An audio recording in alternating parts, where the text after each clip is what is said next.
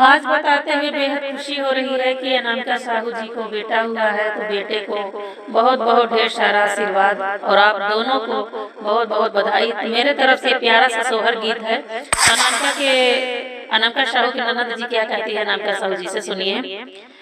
भीतरा से आवली ननदिया ता हंसी बात पूछाई हो, भीतरा से आवै ननदिया ता हंसी बात पूछाई हो। हे भाभी के कर सूरतिया लभाइलू हो, रिलवा बड़ा सुंदर हो। हे भाभी के कर सूरतिया लभाइलू हो, रिलवा बड़ा सुंदर हो। अनामिका साहू जी कहती हैं अपने ननद जी से, सोवता रहनी अटरिया ता सैया के सजरिया नु हो, सोवत रहनी अटरिया ता सैया के सजरिया नु हो।